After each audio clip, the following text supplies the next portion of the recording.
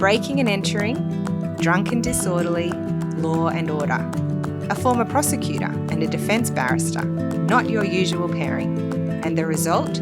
Conversations about crime and punishment that are guaranteed to get you thinking. Welcome to Justice Matters, a weekly podcast with Lizzie Green and Jay Merchant. Our episodes are every Monday on Apple Podcasts, Spotify, and YouTube. Follow us on Instagram at Justice Matters Pod for clips. Enjoy the episode. This episode deals with the disappearance of 3-year-old Cheryl Grimmer in New South Wales. Discretion is advised. Good morning, Liz. Good morning, Jay. Hey, to start off today, I'd like to talk about our friend of Justice Matters in the United States. Which one? George Santos. Oh, yes. My special George? friend. Yes. Liz, darling. So remember, he was sentenced in April 2025 for 87 months. So 7 years, 3 months for fraud-related matters. Yes. And he targeted elderly and disabled victims out of hundreds of thousands of dollars. And he's the one who lied about 9/11. 9/11, yes, and a whole host of things to get elected. Well, he was reported to prison on the 25th of July, and then on the 17th of October, so not too long ago, President Trump granted clemency. Oh, of course he did. So he is out and about. He's on media newscasts and everything after serving less than 3 months in prison. Of an 87-month. Of an 87-month sentence. He honestly has been blessed by something to be able to have been pardoned like that. Yeah, and part of the results of the clemency is the fact that he does not have to pay any of the restitution back to the elderly. What? And disabled. Does it remove his conviction? The conviction stands, but he does not have to pay any restitution or compensation. And so he's out in the streets. He doesn't have to reimburse the money that he stole effectively. That's the worst part. Yeah, it really is. Because keep in mind, remember we talked about it.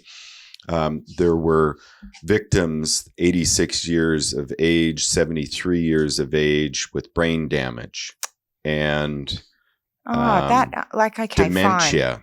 Let him get out of prison if you feel so inclined, but don't punish the victims further. Yeah. And so I just keep coming back to these pardons and clemencies that are being granted in the United States. I mean, remember we talked about the death penalty case of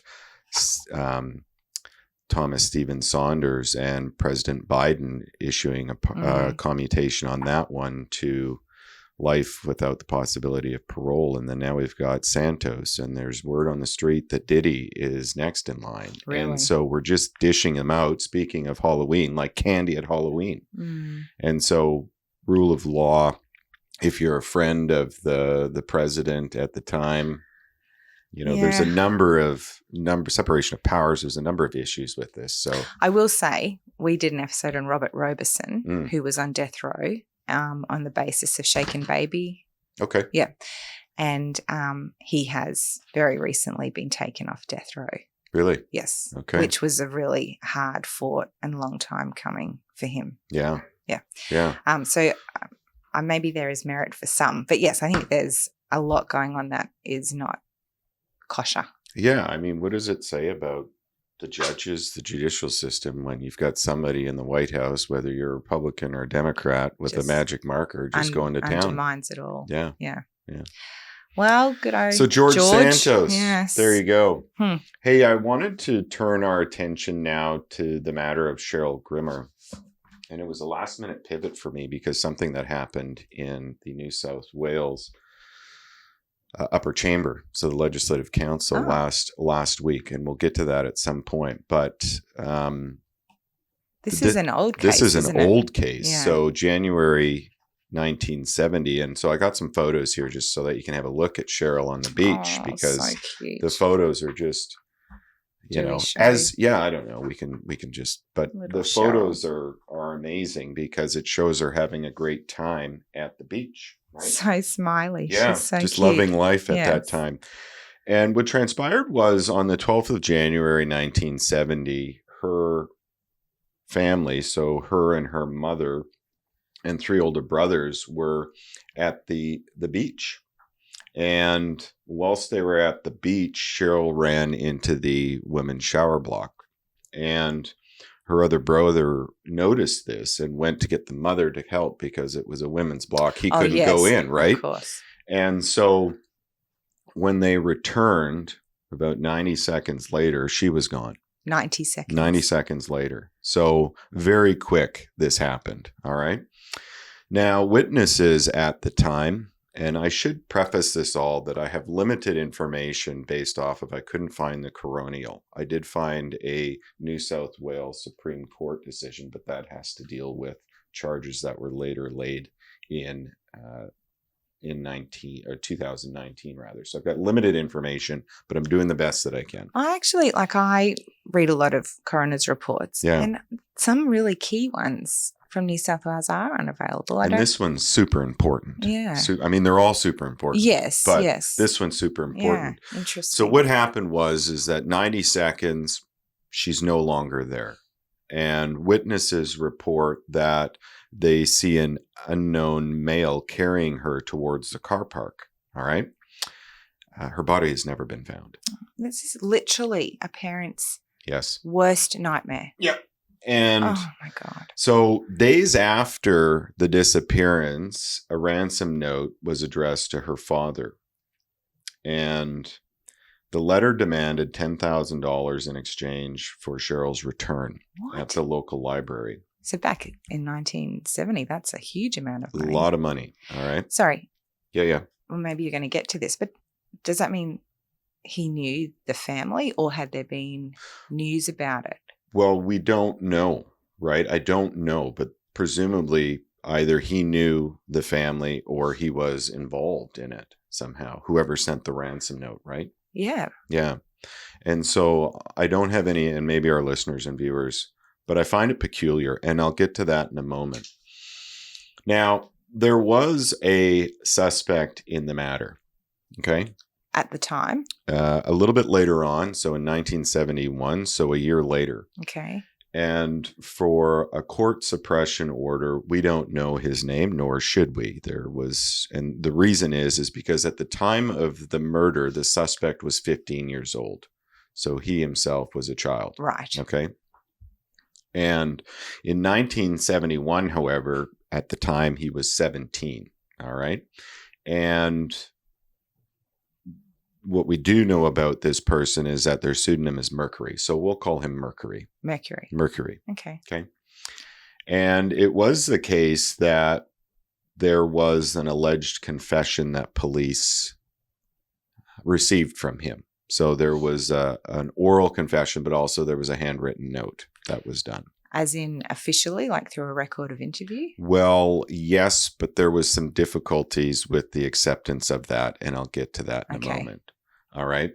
So this alleged confession contained specific details. And so the direct quote that I have from the actual written portion of it, and you can Google it, you can Google this part, talks about tying a handkerchief and a shoelace around their mouth to stop the screaming. That it was the case that his intentions were to have sexual intercourse. Put hands around her throat, told her to shut up, and I guess I must have strangled her. And I panicked, covered her up with bushes, and made her run for it. Now, the body has never been found. If that's what he did, left her under some bushes, surely she would have been found. Well, there's a few things, and the body has never been found, but I also mentioned that the note was a bit peculiar. Yes. And I raise that only because I don't know a 15-year-old that would, and I'm just, that's my opinion. Yes. Whether it's right or wrong, but it just seems a bit peculiar that a 15-year-old after the fact would write a ransom note to a family of somebody that they just abducted for $15,000. So it's just a little bit peculiar. Yeah. I'm not saying it didn't happen. All right.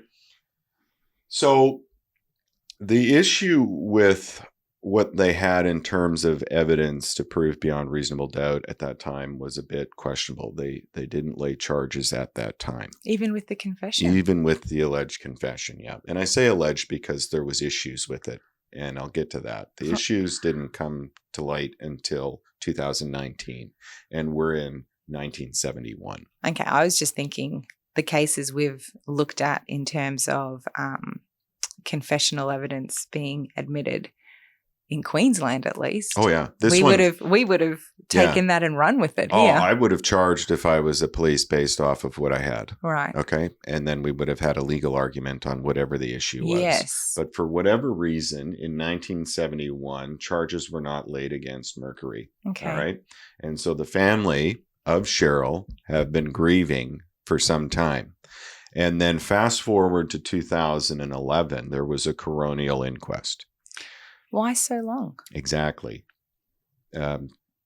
Because there was no charges laid, and I'm not entirely sure because I don't have the coronial report. No. I mean, obviously, they have to wait a period of time if they don't have the body, I guess, in order to have an effective coronial inquest. But we're talking 30. Oh, we're talking too long. Oh, what's that, 40 years? Yeah, too 40 long. years. Yeah, way too long. So there you go. We've got a coronial inquest that ruled that Cheryl was deceased and recommended that police reinvestigate the case. Oh. And so the delay in this matter was extremely problematic. You're a prosecutor. Evidence goes missing. Witnesses lose track. Hey, what do they think the police are going to do after 40 years? Well, and what happened is that they recommenced an investigation in 2016. So Wollongong detectives, they located this note, this typed and signed confession. Did the family still have that, or was it in police custody? I believe it was in police custody. But I'll have to look when we get to the court decision in 2019, because it was this confession was an integral part of where we are today. Right. So reinvestigated the matter and found the confession note, obtained further evidence. And in 2017, Mercury was in his 60s, living in Victoria. He was arrested and extradited to New South Wales and charged with murder. He pled not guilty. And the Crown was very clear that this case could not proceed without the interview and the confession. Okay, but so hold, please. Yes. So they didn't charge him. Yes. When they got that confessional evidence initially. Right. Did they have anything else to support their charge 50 years later, 45 years later? They had Oh, sorry. Am I preempting? No, that's all right. We're going to go into the 2019 New South Wales Supreme Court decision. Okay. Where Justice Robert Allen made a decision on the confession in the interview. All right. The admissibility of it. Yes.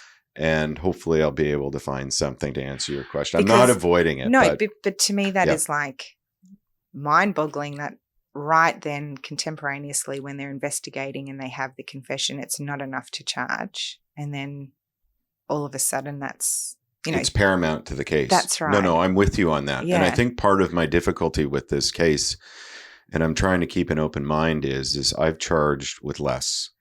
And then we have a legal argument on the admissibility. Well, and I'm not saying he shouldn't have been charged, but I'm saying, why was he not charged in 1971? No, I'm with you on that, 100%.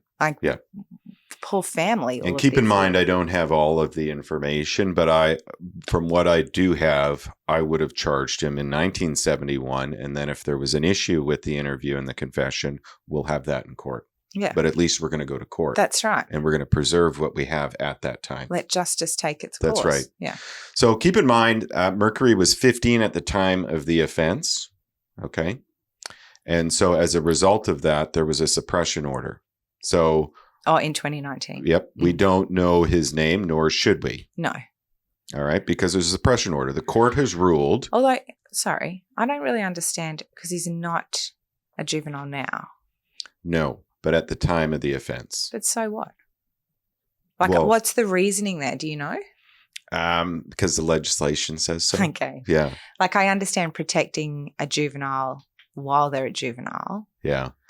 but now he's in his 60s. What's the harm in, like, well, I'm not saying there isn't harm, but I'm trying to work through what is the harm in him being named. Because if this, we'll get to that. Okay. Sorry, I don't want to jump the gun. I'm asking all the questions you're planning issues, to answer. Yeah, there's issues with naming Mercury that will have lasting effects moving forward. So Okay, if it was named.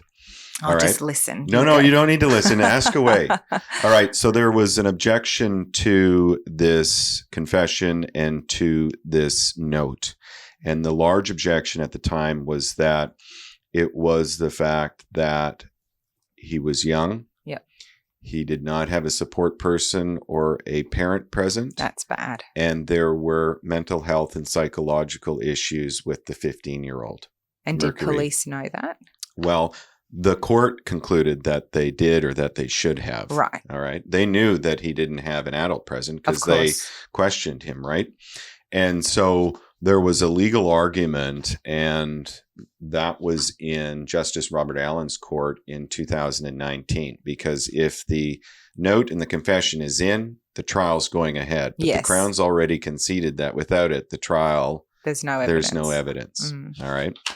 And so throughout this 2019 hearing, they accept that it was contemporaneous records from 1970 and 1971, but not in the same sense as it would be today. Document here, there. It was bullet point summation type notes. Oh, really? Yeah, not a full account. Yeah. All right. All recorded. Yeah. So again, 15. And there were during the course of the admission, so evidence from that time was given that he had some issues. So on the very lower end, at one point, he had dull average intelligence. Which I don't even know what that means. Are they allowed to say that? I mean, I've got dull, and I probably have dull average intelligence. No, you don't. But they noted dizzy spells, and in 1970, there was an incident where he was found to have locked himself in a toilet and threatened to hit the manager, and he started crying and said, "I hope you drop dead." So these are things that are being ventilated. And which are indicative of a troubled kid, aren't they? Certainly. Yeah. One doctor in 1970 on the 15th of May said this lad is an immature, attention-seeking 16-year-old with core problems centered on relationships with his parents. Okay. And the fact that his stepmother had repeatedly absconded. There was a 1970 November, so 3rd of November 1970, he had withdrawal from amphetamine use. Okay, so we're 15 and we're on the drugs. Crack is whack. And there was reports that he had been hearing voices to kill himself. Aww. He was arrested in April 1971 for larceny offense, and he tried to strangle himself with a pajama cord. Oh, no. And so we've got this interview that's taking place, and it took place at a boys' shelter. Now, he wasn't there voluntarily. He was there because he didn't have a choice. And so the voluntariness of this interview also played a factor in it. So we've got drugs, we've got some mental health issues. A psychiatrist said he has severe personality disorder. And there was this consensus that even at 17, he was more vulnerable at 17 than many others. And I'm guessing even if they had said you could have a support person, that may not have been an option for him. Yeah, and I'm not sure. So what we do know is that there was no parent, adult, or legal practitioner available. That was present at any stage. Well, yeah, I'm not talking about legal representation, but I'm wondering if that relationship with his parents had deteriorated. They probably wouldn't have come. Well, I shouldn't say that. Yeah. And we've got this concept. And the court noted that even if there's no parent or guardian, there was other adults around. who could have sat in. Absolutely. Yeah. I've just taught police powers and questioning suspects and the protections that we provide for under the PPRA. But even that didn't come in until the year 2000. In the 70s, it was so loose in terms of rights of an accused in that kind of context. Yeah. And when I was a police officer, if we didn't have an adult or guardian, we'd go get a JP or someone. We would find You someone. just wouldn't do it without those protections being observed.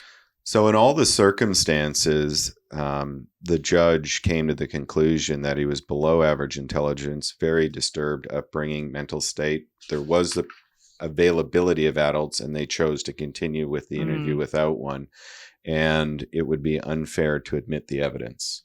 And so in 2019, because there was no confession, no written note, there was no charges that were laid. Right. And that is the consequence, isn't it? If you don't observe the protections for an accused person, that's the outcome that police and prosecution most dread, is that the evidence is excluded, because then the case is gone. Yep. And so, as we said, the DPP said there's insufficient evidence and we're not recharging. Well, the family has had to deal with this for years. Just thinking. The family has had to deal with this for a number of years. And I can't even imagine. I'm looking at these photos thinking what they must be going through in terms of closure. They would have questions of, okay, well, if we're charging in 2016, 17, why the hell weren't we charging in 1971 where the evidence was more fresh than it is today? And so the family, going through their grieving process, they knew that the confession was there. They knew that the confessional note was there, and they knew that Mercury was out there somewhere. And so what they did is they actually, this one piece. What they did was they actually contacted the media and the Honourable Jeremy Buckingham, who is a member of the Legislative Council in New South Wales, and he's aligned with the Legalized Cannabis Party. All right? Yes. So set aside the Cannabis Party. What happened next is that the family was so frustrated that nothing was being done. They thought that they had Mercury, and why is it that nothing's been done with him? So they issued Mercury an ultimatum. The family did. And the ultimatum was a demand that he, Mercury, agree to meet with them by midnight on the 22nd of October, 2025 to explain the 1971 confession, or they would proceed with having his identity revealed in Parliament. This is like some kind of spy novel. I know. This was a couple days ago, so that's why I had to pivot on this one. Okay, but so firstly for the family, I want to say I totally get it. Mm-hmm. Like the frustration and the grief and the loss. Yes. I understand why they're looking for these answers. But also, oh my goodness, this does not sound like real life. No, this is something that I've never seen it before. How did they know how to contact him? How to contact Mercury? Oh, I think it was just through the media. Oh, okay. So if you Google it, you'll find a lot of media reports on ultimatum and such. So they issued a public ultimatum saying, we want to meet with you by midnight on Wednesday to explain this confession, or we're going to seek other that is recourse. Actually just, I've not come across anything like that yes. in real life. Yep. So what happened? So the deadline on Wednesday, the 22nd of October had passed, and on Thursday, the 23rd of October, the Honourable Jeremy Buckingham rose to his seat in the New South Wales Legislative Council. Now, I have to tell you, I watched the address. Because you were interested in this case? I saw ultimatum, and I saw this concept of parliamentary privilege. Because remember, there's a legal suppression order saying he is not to be named. Oh, yes. In the interests of justice, because of his young age at the time of the offense. Yes. And so For instance, if the family were to have named him in the ultimatum, they would be breaching the suppression order and they would be charged with contempt of court. Wow. Yeah. And so one way that they went about this whole concept of the judicial order, the suppression order, was they contacted this member of the Legislative Council from the Legalized Cannabis Party, and he rose in his seat. And on the morning of the 23rd of October, he named Mercury. He went through the confession, the oral confession, and went through great detail. In the open chamber, Parliament. in the chamber. And like I said, I watched it. And so you were seeing it in real time? I was seeing it in real time. And I have to tell you, I have never felt more uncomfortable watching Parliament than I did that day. Before Jeremy Buckingham made his speech, the president actually interrupted him. Mm-hmm. And the president, and this was a caution because you've got a suppression order, you've got a legal order that's in place and somebody that is not complying with it. So Buckingham knew there was... Yes. Yeah. Yep. But parliamentarians have parliamentary privilege. Explain that for me. Let me just go through what the president said. Okay. So the president of the Legislative Council said, is the member about to reveal a person's name that is currently required to be suppressed by legal order? Buckingham said, yes, I am. And the president then said, I make the following observations. Under privilege, a member is protected from the consequences that would otherwise result from breaching a legal order of this nature, because in other, it would be a contempt of court. However, all members have the obligation to use their privilege responsibly, and this House can take action against members who are judged by the House to have abused this privilege. That's a fairly clearly worded warning, isn't it? Yeah, be careful. Yeah. Now, parliamentary privilege in New South Wales and in Commonwealth countries is an immunity. So, as I said, if the family were to name him, they would be liable for contempt of court. It's a court order. Mm. Parliament is given an immunity inside the chamber, and that immunity extends to, and it extends to speech and debates. But so and other proceedings in Parliament. Sorry, go ahead. When we say inside the chamber, Yes. That's not private because it's recorded and broadcast and then transcribed.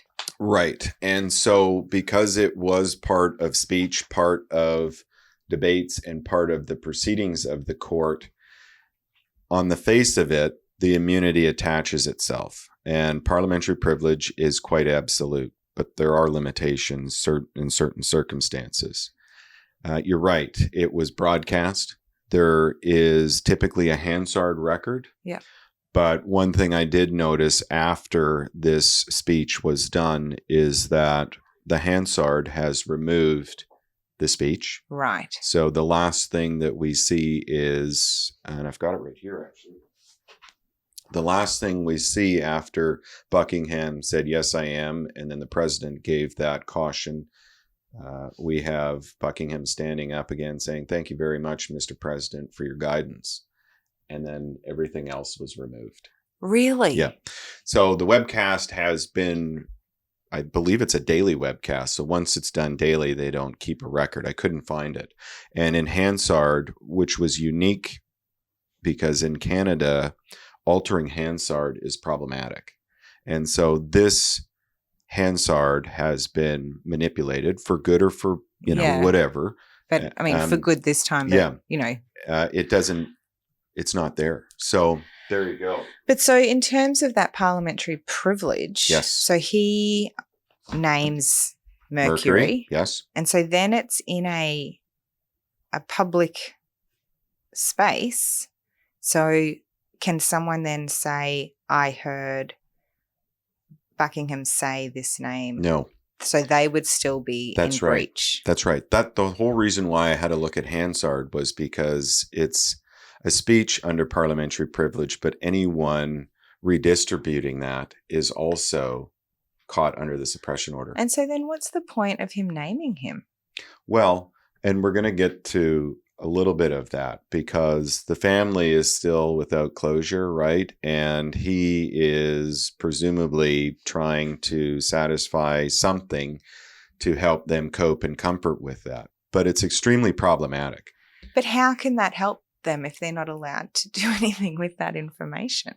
Yeah, I mean, it was part of, I guess, the ultimatum. He didn't comply with the ultimatum. And so now we're going to draw some attention to who this was. I see that. And circumventing the suppression order. From the family's perspective, I mean, I think you'd feel even more frustrated because now you have a name, but you can't do anything with that name. Yeah. And part of the reason, from memory, again, I don't have Hansard, but was that Buckingham was requesting that the police reinvestigate the matter. Okay. Right. And so again, what I can say is that the family, after his name was read out in Parliament, gave a statement and they said, look, all we want is the truth. And another excerpt said, he has been given the opportunity to declare his innocence or guilt, yet he has chosen to remain silent. We are not seeking to harm Mercury or his family. We hope that by speaking out today, members of the public who may hold information will come forward so that Mercury can be questioned in a court of law and justice for Cheryl can finally be served. Now, the family, as you can imagine, has been critical of police. The delay is something that caught my eye, but certainly they talk about, in their words, incompetence and negligence over the past 55 years. They feel like they've been fobbed off.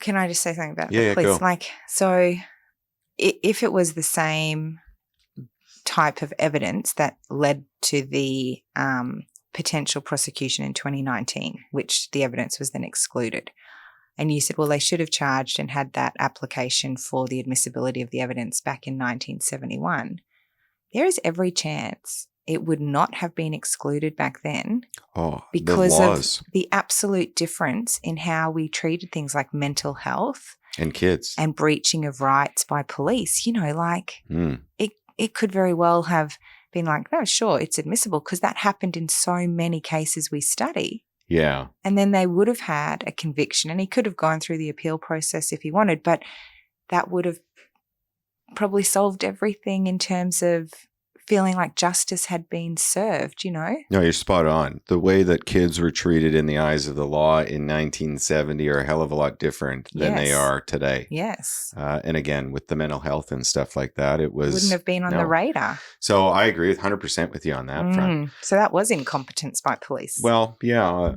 And look, the family is grieving. They have lost their 3-year-old daughter and they have no answers. And so on one hand, I can understand why they did what they did. But on the other hand, I see it as extremely problematic. And their ultimatum. No, not their ultimatum. You can understand a family grieving.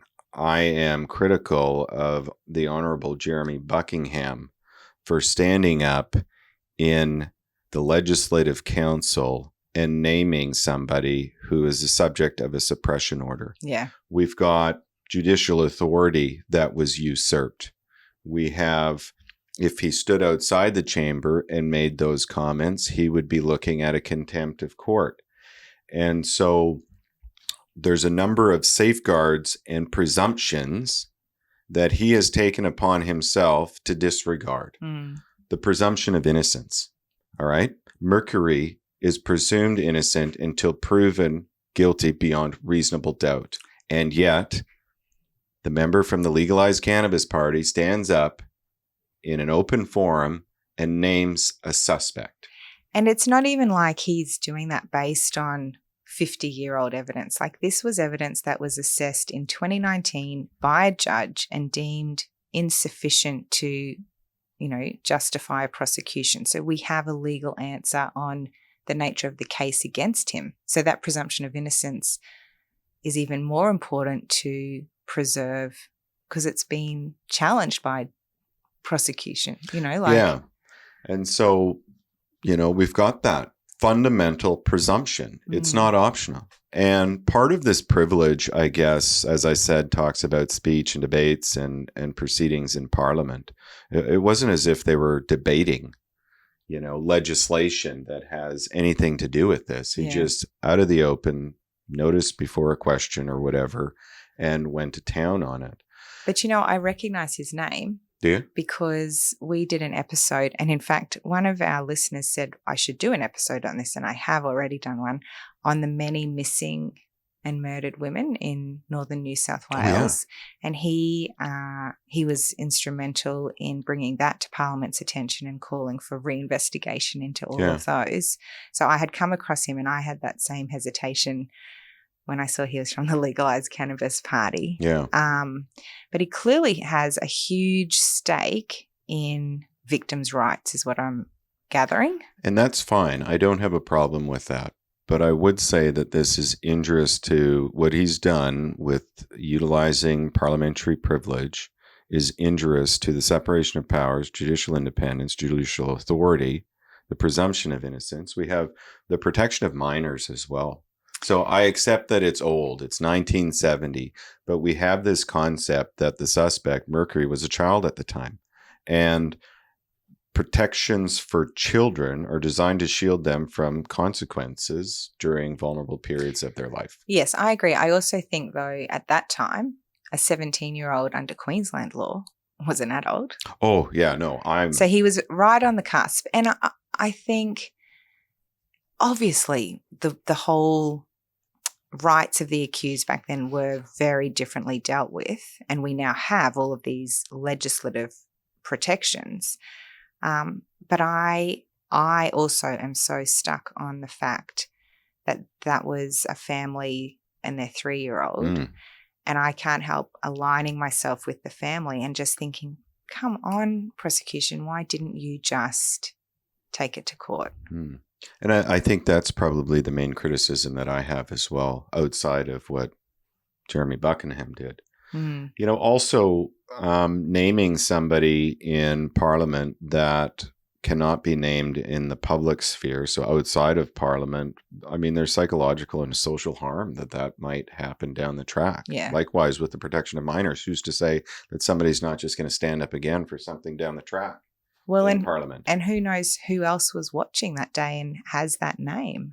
That's right. And no, you make a very good point. Like, so that we've is a got concern. We've got legal safeguards that were circumvented. We've got the legal process, the judge, the decision of the judicial order that was undermined, and we have a politicization of a matter of justice.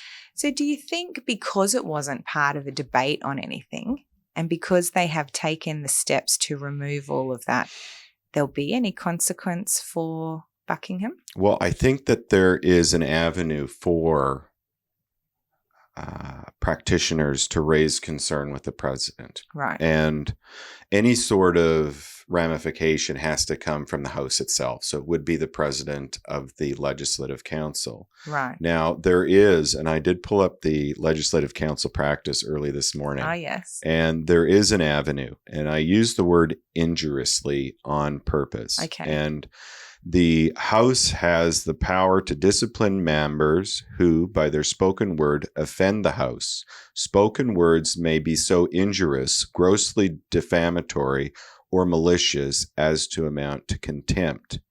And so I read that if those or their members that feel that what Jeremy Buckingham has done is so injurious to the separation of powers, judicial independence, presumption of innocence, the fairness of the accused, minors, judicial authority, the legal process, that they could write to the president of the legal council. Well, if that's not a basis for complaint, all of those breaches. Yeah.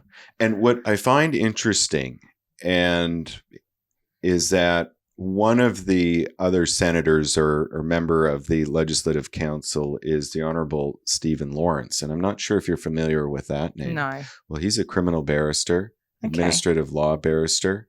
He's fully aware of what we're talking about in terms of presumptions and undermining the process, the legal process. And there's a balance there. And so somebody in the Honorable Stephen Lawrence's position, he's also a co-host of the podcast, The Wigs.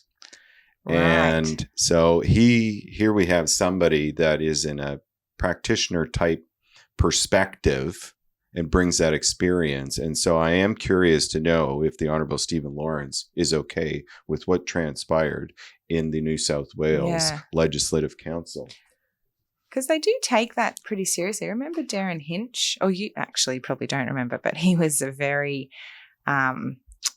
polarizing journalist, and he made revelations about a sex abuse case back in the day, the case of Glennon, which we talk about for prejudicial publicity, on his radio show, and made disclosures. And he got jailed for that. Yeah, I was going to say they take it very seriously. Yeah. But so because you're in Parliament, free pass. Yeah, and I accept what parliamentary privilege is, but I see this as an abuse of parliamentary privilege in this instance. And I look at it from the judge's perspective. He must be seething. I just don't see how it can be justifiable when there's no... Like, I understand he's calling for the reinvestigation. He didn't need to name him to do that. No. And what I will say is that despite the intentions of the ultimatum and Jeremy Buckingham's speech in the Legislative Council, it is definitely not going to assist. And I can guarantee you there will not be any charges laid nor court proceedings, because the first thing that Mercury will do when and if it does happen, again, it won't, but if it does, is there will be an immediate application for stay of proceedings based off of Buckingham's statement. Well, but why? He can have a judge alone trial. No, the presumptions, everything has been out the window for this one. So despite the intentions, my position is that it won't see the court. But someone is responsible for that offence. And if it is Mercury, he's had a whole lifetime and they have had nothing but unanswered grief, No, and I accept that. But let's take a look at his lifetime. He had his rights infringed on when he was 15 years old, and he's now, however old he is now, in 2025. And here we are again. Suppression order. He's named. I find that extremely problematic, and it's going to be a stay of proceedings. If there is a charge. Well, you heard it first from Judge Jay. No, I'm not saying that. But I mean, if we take a look at what's transpiring in the United States, we've talked about Luigi Mangione. We've talked about Tyler Robinson. We've talked about the politicians getting involved in criminal matters. Yes. Even before charges are laid. Yes. So Buckingham, there hasn't been a charge since. So if there were, we've got Robinson, Luigi Mangione, and now Luigi Mangione's team of solicitors, counselors are making applications for stay to have charges dismissed because there's been this political involvement in the judicial sphere. Yeah, I think the political involvement is concerning. I think if you're saying the stay is because he's had his name out there, which challenges the presumption of innocence and that sort of thing, which could influence a jury. Is that what you're saying? I'm saying that there is that element, but also just looking at all of what I talked about being injurious to the presumptions and the safeguards. I think this is an extraordinary misstep. Yeah, I know. But my thinking is, not that I think he'll get charged again. I think that 2019 decision, there's nothing further. But my thinking is, why should a victim of crime suffer from a lack of justice because of the actions of a politician? Why shouldn't the consequences be for that politician rather than, like I would say, yes, that was unfair to Mercury, but if there was a case to prosecute, he should still face it. Let's have a judge alone so there's no impact on a jury that's unfair. but have consequences for Buckingham for putting it out there, you know? Yeah. No, I see what you're saying. I guess, yeah, from my perspective, it's Mercury that has to go back to court. It is a problem with what Buckingham has done, and he should have never have done it in the first place. It seems very foolish. It was a very abuse of a parliamentary privilege that is held so sacred. It is an immunity for speech, debates, proceedings. Yes. And obviously so deliberate because he was given that warning. He knew that there was a suppression order in place because the president stopped. Am I now thinking that you're going to? Yes. Yep. So it was calculated. He deliberately let that information out. And so I guess my message for Mr. Jeremy Buckingham, whose term continues until 2031, is to stay in your lane. Leave the law to the professionals. Yes, indeed. There you go. Wow, that was very interesting. Poor little Cheryl. Yeah, and I mean, look at the photos, and there has been no closure, no justice. And as we talked about, the delay is the problem in this one, isn't it? Very sad. Yeah. Very sad. Thank you. Well, thank you. Thank you for listening to the episode. If you enjoyed it, please rate and review the podcast. If you're interested in clips, check out @Justice Matters Pod on TikTok and Instagram.